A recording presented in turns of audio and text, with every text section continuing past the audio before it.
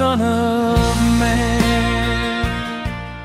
Ons lees woorde dat al die verskriklike name en so ek gaan vanmôre hier lees Matteus 1 van vers 1 tot 17. En hy begin, hy sê die geslagsregister van Jesus Christus, die seun van Dawid, die seun van Abraham. Abraham was die vader van Isak, en Isak die vader van Jakob, en Jakob die vader van Juda en sy broers. En Juda was die vader van Perez en Serach by Tamar. En Perez was die vader van Hesron, en Hesron die vader van Ram, en Ram die vader van Aminadab, en Aminadab die vader van Nachson, en Nachson die vader van Salmon. En dan kom ons by vers 6 en dan sê en Isai die vader van koning Dawid, en koning Dawid die vader van Salomo, by die vrou van Uria. En dan gaan ek al die name verbygaan, dan kom ons by vers 6 en dan sê en Jakob was die vader van Josef, die man van Maria, uit wie gebore is Jesus wat Christus genoem word. Al die geslagte dan, van Abraham tot Dawid, is 14 geslagte. En van Dawid tot by die Babyloniese ballingskap 14 geslagte. En van die Babyloniese ballingskap tot by Christus 14 geslagte. Here die Hemelse Vader, ek wil dat U hierdie geleesde woord sal seën vanmôre, sien dit aan ons harte. En my gebed is dat ons ook nie vanmôre weer eens na hierdie Kersdag sal kyk. Hierdie waar U kom mens word, dit kom gebore word, dit vir ons verlos, dat ons ook met nuwe oë daarna sal kyk vanmôre. Bid dit in Jesus naam. Amen. Nou ek het jouself al aan iemand voorgestel en dan begin hulle uitvra oor jou familiegeskiedenis. Hoeveel keer al gekry, sê hulle vir jou, ek ken baie die Erasmusse. Sê vir my, van wat die Erasmusse is jy nou? Van watter tak in die Erasmus stamboom kom jy nou? En ek weet gewoonlik nooit wat om te sê as hulle my daai vraag vra nie. Want hulle vra jou om, hulle sit jou in 'n moeilike posisie, want hulle vra vir jou om jou persoonlike en ingewikkelde en baie keer ongemaklike familiegeskiedenis te deel. En dit is vreemdelinge partytjie. En dan begin jy wonder, wie ken hierdie persoon in my familie? En dan begin die swart skape in jou familie begin in jou omgaan. Dan is nou daai een ken en dan daai ene. En dan begin die familieskandels ook by jou opkom. Wat weet hulle van hierdie familie man? Nou dit is my familie, ek is deel hiervan. En dan is dit bang om te sê. Want hulle mag jou dalk assosieer met daai familie, daai swart skaap of daai gebeurtenis in jou familiegeskiedenis. Dan sê ek is deel van daai familie, dis deel van my skandels, al wil ek nie erken nie. En daar is ook altyd iemand in die familie, almal het een, wat al die familie ken. En hulle ken al die familiegeskiedenis, hulle sal die familie vir jou uitlê. Die een was nou daai een se tannie en daai een was dit. So pas almal in, so jy het daai iemand in die familie. En nou Matteus, wat ons vanmôre gelees het, is so 'n persoon in die familie. Hy lê familiegeskiedenis uit. En omdat hy die kerk wil toerus, om al die nasies te geëvangeliseer, as jy Matteus 28 gelees, die laaste stukkie wat hy sê, gaan dan nie maak disippels van alle nasies. Hierdie een Matteus is om vir jou te sê, hierdie is Jesus, dis wie hy is, en dit is hoekom jy nou moet glo. So, dis hoekom, dis die rede, ek wil hê julle met die hele wêreld geëvangeliseer, en dis wie Jesus is. So dis wie hy is, dis waar hy vandaan kom, en dis waarheen hy op pad is. So elke skrifgedeelte in die boek van Matteus verduidelik vir jou wie is Jesus. En hierdie gedeelte wat ons nou gelees het, begin vir jou so met beide. Hy vat jou van die begin af so toe. Wie is hierdie Jesus? Nou hy begin sy stamboom mooi, dit klink vreeslik mooi. Hy begin, hy sê hier is die geslagsregister van Jesus Christus, die seun van Dawid, die seun van Abraham. So dit is in vers 1, en dan eindig hy in vers 16 met Jesus wat Christus genoem word. So hy begin en eindig baie mooi, hierdie twee punte van hierdie geslagsregister. En dan praat hy van die twee voorvaders, die twee groot takke, goeie takke, is die seun van Abraham. Nou Abraham was die ideale Jood. Jy sal oor die Jood sal sê, ek is 'n seun van Abraham. Ek is deel van Abraham. So ek wil deel wees van Abraham, dis die ideale Jood.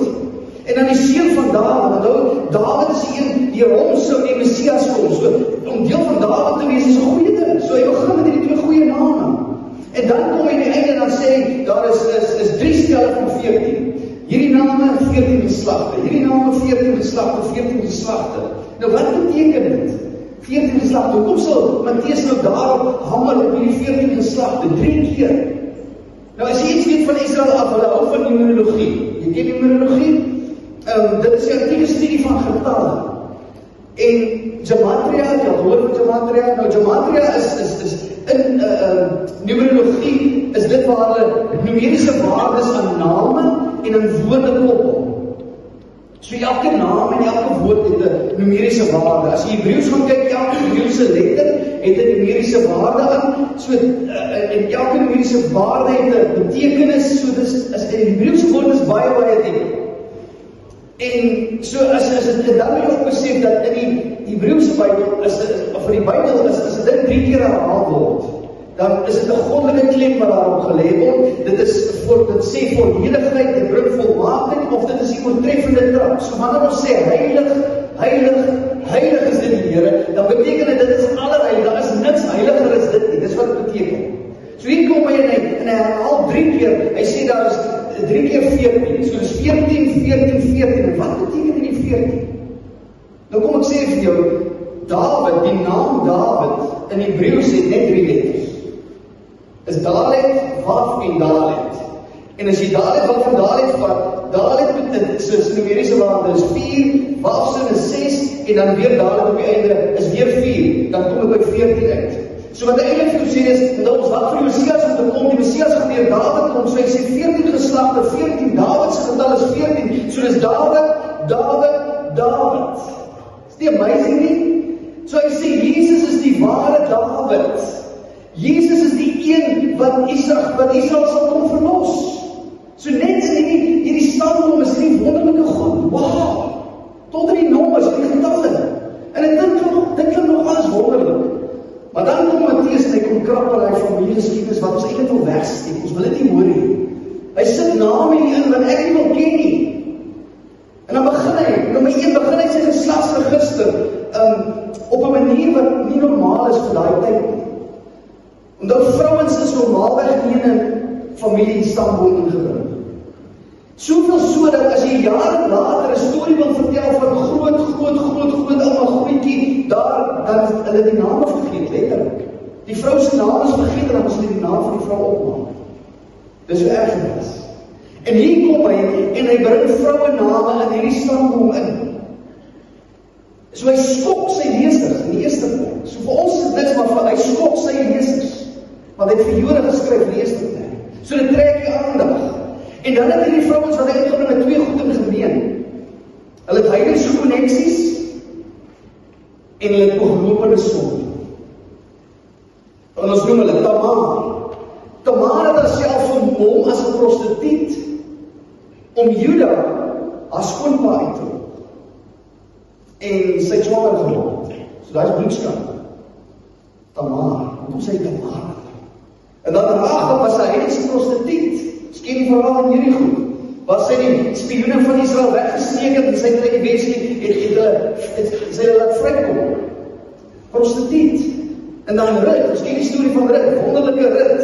Maar dit was 'n heiden. Sy is in hierdie stamboom van Jesus.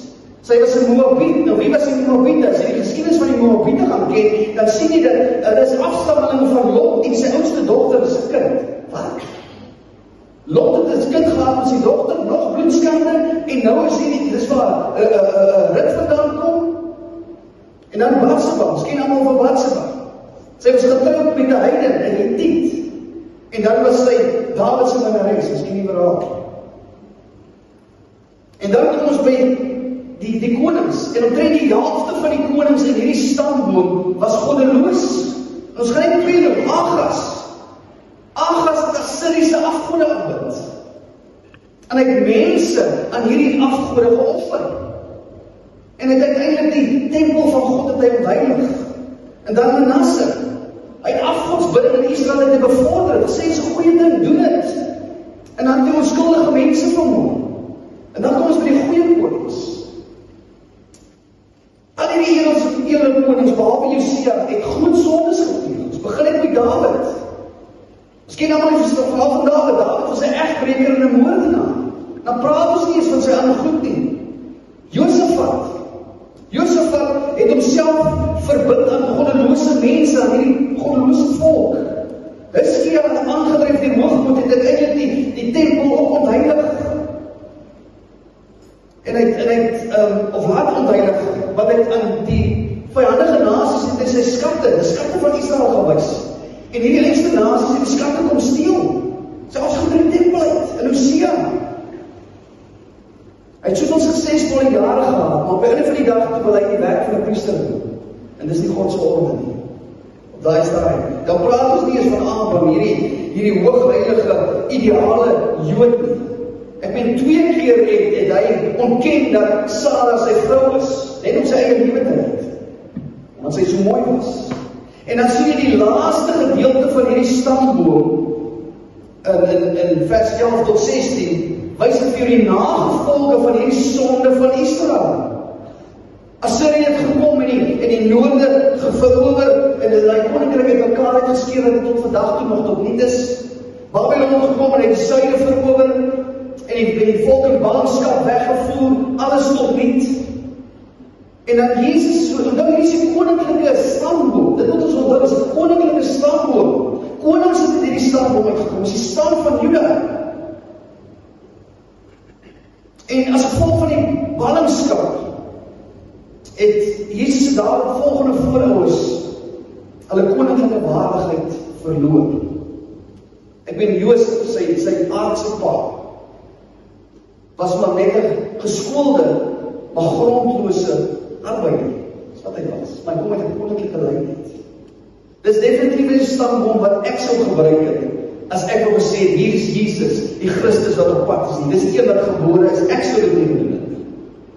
Nou ons hoef ook nie ver om ons eie stambome te gaan grawe, voor ons op 'n paar verrotte skandes en vrootappels afkom. Ons hoef nie ver te gaan soek nie. Dinge waaroor ons moet skaam, en goed dat ons baie keer nie eens 'n beskaafde gesprekke, 'n geselskap wil noem nie. Maar ons maak in ons uit.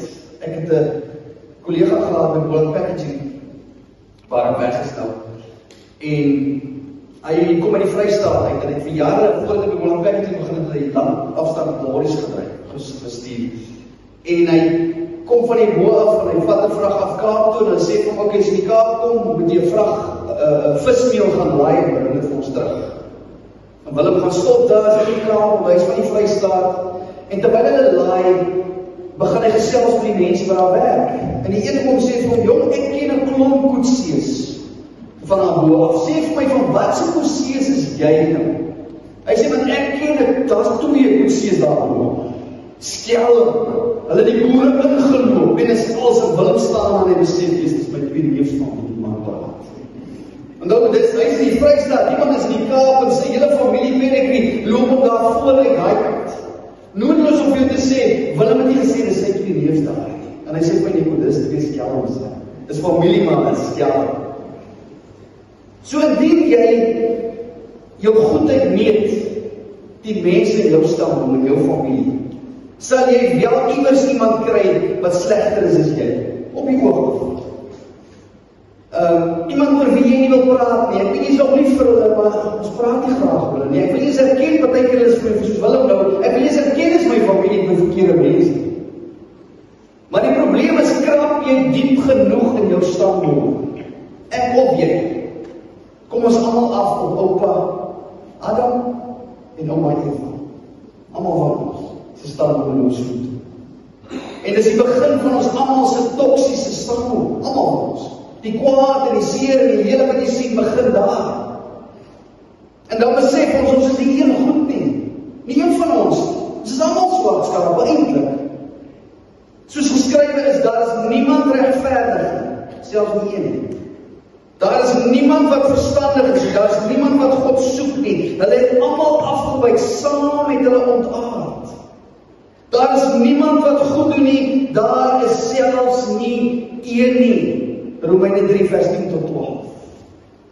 En ons het almal geword soos 'n onreine en al ons geregtighede, al ons goedheid is soos 'n besoedelde kleed. En ons het almal verdor soos blare, sien? Almal verdor soos blare sê. En ons is ongeregtighede het ons weggevoer soos die wind, Jesaja 64 vers 6. En dan word ons gedwing om die hand in eie boesem te druk. Ons eie gewete te ondersoek en ons eie skuld te erken. Ons is almal vrotappels. Almal is in hierdie siek, sterwende stamboom van ons. As ons weet in God se standaard. Ek weet my nie teen my familie en my twee neefs nie, ek weet my aan God se standaard. En voor jy jou uitvee, word jou sondes en jou tekortkomme, want jy gaan sit en dink, en nou dink jy in jou verlede, en skielik word hierdie verkeerde goedes, word soos ligte aangeskakel daai. En as die land nie, dan besef jy, maar Satan is besig om ons dag en nacht voor God te verklaar. Jy gesien wat hy moet doen, jy gesien wat hy gedoen, Openbaring 12 vers 10. En dan wat hy keer pak 'n diep en donkere depressie, want Here, hoe kon jy vir my gesterf? Kyk hoe lyk my lewe, kyk hoe lyk my geskiedenis, sien dit ek, kyk hoe lyk my familie, en dan begin jy wonder, wat dra oor aan my kinders? Want dan is my standpunt, wat dra oor aan hulle? En dan roep jy net soos die prediker, in Prediker 1 vers 2, hy sê, alles is te vergeefs. En kyk hoeveel keer roep hy dit uit? 3 keer. En wat het hy gesê van 3 keer? Dis alles te vergeefs, alles te vergeefs, alles te vergeefs. Daar is die hoop nie, dis eintlik wat die prediker sê, dis hopeloos. So wat is die doel van so 'n effektiewe standpunt? Wat is die doel in my lewe? Here, hoekom lyk my lewe so?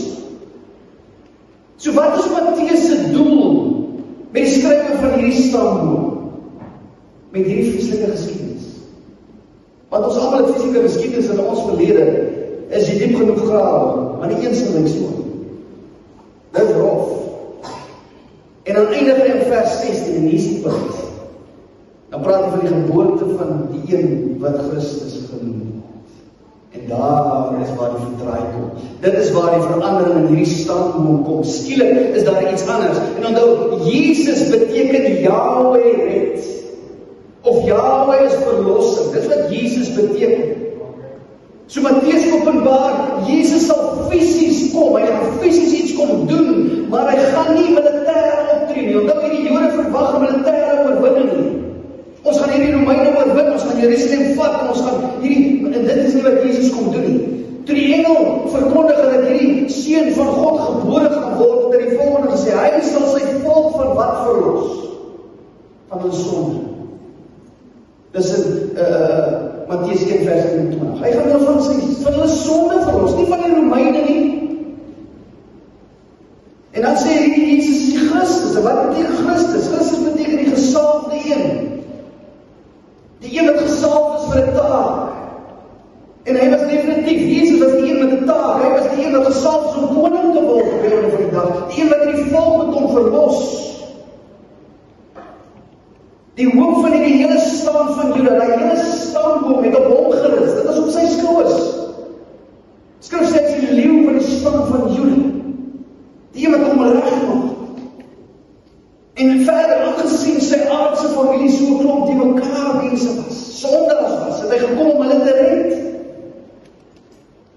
Jesaja 61 vers 3 sê onverdien, en ons is ongeregtighede het ons weggevoer soos die wind, Jesaja 64 vers 6. En dan word ons gedwing om die hand in eie boesem te druk, ons eie gewete te ondersoek, en ons eie skuld te erken. Ons is almal vrotappels, almal is in hierdie siek, sterwende stamboom van ons. As ons weet in God se standaard. Ek weet my nie teen my familie en my twee neefs nie, ek weet my aan God se standaard. En voor jy jou uitvee, word jou sondes en jou tekortkomme, want jy gaan sit en dink, en nou dink jy in jou verlede, en skielik word hierdie verkeerde goedes, word soos ligte aangeskakel daai. En as die land nie, dan besef jy, maar Satan is besig om ons dag en nacht voor God te verklaar. Jy gesien wat hy moet doen, jy gesien wat hy gedoen, Openbaring 12 vers 10. En dan partykeer pak ek diep en donkere depressie. Want Here, hoe kon nie vir my gesterf? Kyk hoe lyk my lewe, kyk hoe lyk my geskiedenis, sien dit ek, kyk hoe lyk my familie, en dan begin jy wonder, wat dra oor aan my kinders? Want dan as my skuld kom, wat dra oor aan hulle? En dan roep jy uit soos die prediker, in Prediker 1 vers 2, hy sê, alles is te vergeefs. En kyk hoeveel keer roep hy dit uit? 3 keer. En wat het hy gesê van 3 keer? Dis alles te vergeefs, alles te vergeefs, alles te vergeefs. Daar is die hoopie, dis eintlik wat die prediker sê, dis hopeloos. So wat is die doel van so 'n effektiewe standpunt? Wat is die doel in my lewe? Here, hoekom lyk my lewe so? So wat is Matteus se doel met die skrywe van hierdie standpunt?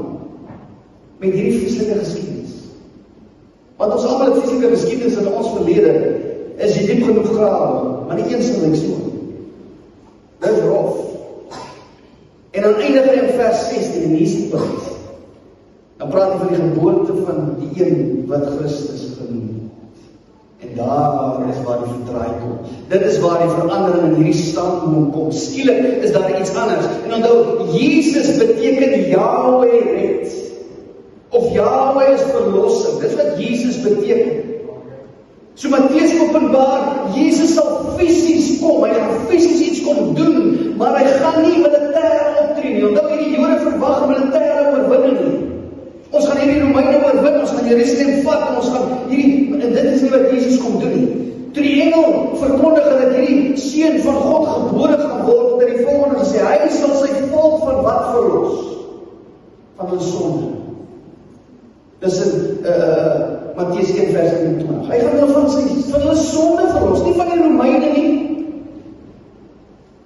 En dan sê hy, Jesus is die Christus. En wat beteken Christus? Christus beteken die gesalfde een. Die een wat gesalf is vir 'n taak. En hy was definitief, Jesus was die een met 'n taak. Hy was die een wat gesalf is om koning te word op die einde van die dag. Die een wat die volk met hom verlos. Die hoop van die hele stam van Juda, die hele stamboom het op hom gerus. Dit is op sy skouers. Skryf sê hy is die leeu van die stam van Juda. Die een wat hom reg maak. En verder, aangesien sy aardse familie so klomp die mekaar mense was, sondaars was, het hy gekom om hulle te red. Jesaja 61 vers 3 sê om vir die treurendes in Sion te beskik, dat aan hulle gegee word sieraad vir as. Sien, is 'n ruiltransaksie. Vreugdeolie vir treurigheid. 'n gewaad van lof vir 'n verslae gees, sodat hulle genoem kan word ter 'n binde van geregtigheid. 'n planting van die Here tot sy verheerliking. Sien jy, 'n plant, weer eens, ek kom en ek plant iets nuuts hier. Hier is 'n ander stap, ek verander hierdie standpunt. Dis wat hy besig. Ek doen iets anders. God kom demonstreer aan Israel sy getrouheid ten spyte van hulle ontrouheid. Jesus bring verlossing uit hierdie slegte familie en hy bring verlossing vir hierdie enigste slegte familie. Kyk wat gebruik hy. Hulle sê ons wonder altyd hoekom die Here sulke slegte mense gebruik om goeie goed vir hom te doen, maar geen ander mense is nie. Ons is almal sleg. Sonder Christus is ons dit nou. En dan merk hierdie standpunt, aan die einde merk jy dat die ballingskap, toe hy uitgaan in ballingskap, is die einde van die Davidiese koningskap. Want dan sê weer uit hierdie stam, uit die Dawid stam, dat is beloof dat Dawid sal altyd 'n koning hê wat op sy troon sit, reg? Maar hier met die Babyloniese ballingskap, Israel is tot niet. En dit lyk die koningskap is tot niet, so dis die einde. Maar dis die einde wat Jesus kom omkeer het. Openbaring 5 vers 5 sê, hy is die wortel van Dawid. So hy is nie net 'n tak, hy is nie 'n afstammeling van Dawid, hy is Dawid se oorsprong, hy is Dawid se bron. 14, hy is Dawid, hy is die oorspronklike Dawid. So Jesus se stamboom, hierdie geskiedenis van hom met hom nie gedefinieer nie.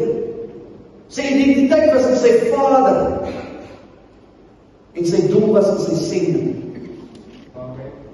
En in die einde Matteus, wat ons hier lees, in sy boek het vrugte gepluk van Jesus se koms. Nou Matteus het ook 'n donker geskiedenis gehad. Hierdie wat ons nou geleer, hy het 'n donker geskiedenis gehad.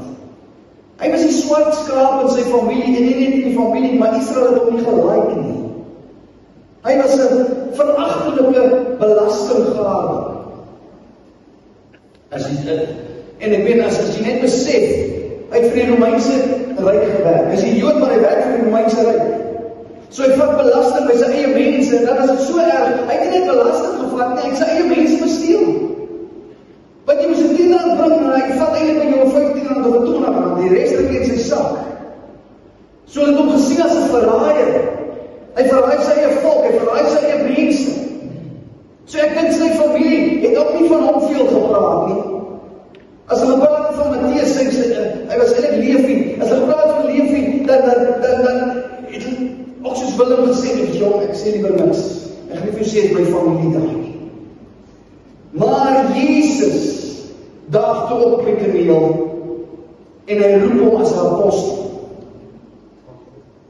Sy identiteit was nou nie meer Levi of Matteus, die belastinggelater vir die Romeinse koninkryk nie, hy's 'n apostel van Jesus Christus.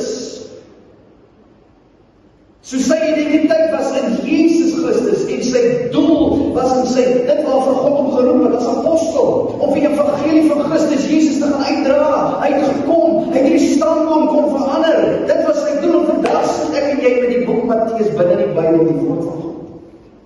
Kyk hoe verander mense lewens. So Matteus openbaar in hierdie stamboom, openbaar hy wie Jesus kom red het. En as jy in die stamboom gaan kyk, sal jy sien wie het hy kom red. Vir wie het hy gekom? Hy het gekom vir die Jood sowel as heilige. Hy het gekom vir man sowel as vrou. Sondaars, almal van ons het gebuk gaan onder die juk van die rebellie wat in die tuin van Eden teenoor ons God en Skepper en Heer plaasgevind het. Hierdie stamboom verbind ons verlosser aan die ganse mensdom en ons sondigheid. Aangesien Rahab en Rut heidene was en Batseba met 'n heiden getroud was, 'n Hetiet, moet ons besef daar was heidene in Jesus se stamboom. Hulle aangewin. Heidene in sy bloedlyn. Sjoe, is rof. Nou dit is altyd God se intensie om heidene na homself te trek. Dis wat dit bewys. Hy was nie daar net vir Israel is die wonderlike nie meer. Israel is nie die wonderlike, want hulle kon dit nie doen nie. Ek moes kom om hom regmaak. En ek gekom vir almal, vir Jood, heiden, man, vrou. Ons is altyd deel van God se ewige raadsplan. Besef dit vanmôre. Ek gee nie om met deur mekaar jou lewe vanmôre lei nie. Hoe sleg jou familiegeskiedenis is nie. Wat jy self in jou verlede gedoen het. Die Vader het 'n klomp de mekaar mense in Jesus se stamboom gebruik om uiteindelik Jesus Christus gebore te kry. Verlossing van die wêreld te bewerkstellig. Hy het hierdie mense gebruik, die weet sy glorieryke doeleindes te bereik. Come on. En jou lewe het dieselfde potensiaal vermoë. Jesus se geboorte, sy menswording, soos ek sê, dat is God wat mens kom word. Dis net, dat kan my verstand te word.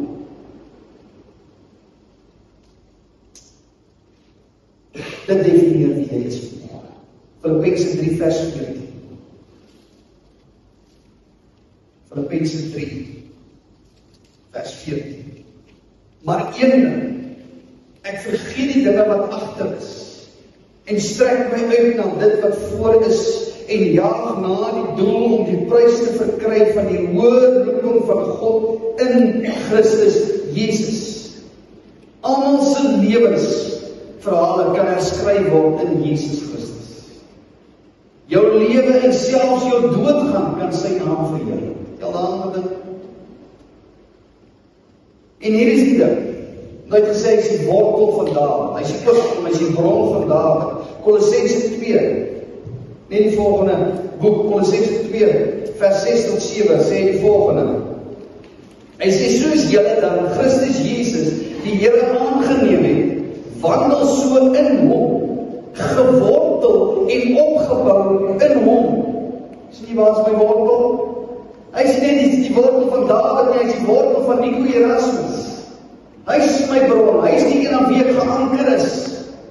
Rooted in Christ. In hom het ons 'n nuwe begin. In hom het ons 'n nuwe nalatenskap vir ons kinders. 2 Korintiërs 5. Vers 17. Hy sê, daarom as iemand in Christus is hy 'n nuwe skepsel. Die ou dinge het verbygegaan, kyk, dit het alles nuut geword. So van watter Erasmus is ek? Ek is van die Erasmus in Christus. Ek is in hom geanker. Ek is in hom gewortel. Sy genade het my hele storie kom herskryf. Julle sal my nog meer ken. En as jy my diep genoeg leer ken, sê jy besef, Nico was daar ook nie. Ek was verlore, maar hy het my gevind. Ek was dood in my sonde, maar in Christus is ek nou lewend. Hy het nie net my lewe kom verander nie, hy het my kom volle kom transformeer. Toe Angelique, toe ons ontmoet het, staan het 8, 9. Toe ek rof. Ek was 'n willetjie. En ek het al vir haar gevra, want in daai tyd, toe ons matriek kom, verander die Here my lewe, en ek ontvat my net, verander my standpunt. Ek het al vir haar gesê, dis nie die op wie jy lief geraak nie. Ek was 'n rowwe wille Jack, en nou is ek 'n kind van die Here, is 2 verskillende mense, het jy my nog lief? So het ek my verander. En my plan is om lig in my standpunt te wees. Ek soek 'n goddelike nageslag. Ek wil hê my kinders moet die Here dien. Ek wil hê hulle kinders, hulle moet weer aan hulle kinders vertel, en hulle kinders wat nog nie gebore is, moet weer aan hulle kinders vertel van die glorieryke dade van die Here. Dit is die nalatenskap wat ek wil nalaat. En dit is beskikbaar gemaak in die geboorte van Jesus Christus. So wie is jy die lig in jou staan? Nou hierdie is die tyd dat families by mekaar kom, vriende kom by mekaar. En baie van hierdie vriende, baie van hierdie familie kom nie in die kerk nie. Hulle ken nie die Here nie. Wie is jy die lig? Vertel hulle van hierdie Jesus Christus. En hier is wat julle kan vertel. So eenvoudig soos dit. Die krib het God na die mens gebring. Maar die kruis het die mens na God toegevat. Dis die God wat ek vir my het. Sit en so God wat ons. Here, ons Vader, ek wil dankie sê, dat U kom mens word het. Dat U Uself verneder het. Here, iets wat ons nie kon doen nie, ons kon nie tot by U gaan nie, U het tot by ons gekom. Wat 'n wonderlike voorreg om te sê ek is gered. Here Jesus, U het in my stamboom ingekom. As ek in my geskiedenis gaan kyk, dat almal praat van my ouma. My ma se ma, sy was die een wat die Here gedien het, sy is die een wat die Here vertrou het, en sy het weer op my ma vertel, en my ma weer aan ons as kinders, Here, ek kan onthou, ons op haar bed gesit, en sy het vir ons stories wat U vertel het, ons het die Bybel gelees, en die kinderbybel, ek onthou het soos gister. So iewers in ons familie was hierdie appels, Here, ook vrot-appels, maar wat deur U omgekeer is, om 'n familie, om 'n nageslag van U te vertel. My gebed is dat ons hier sal uitstap, Vader, en dat ons daardie lig sal wees aan ons familie, in ons stamboom.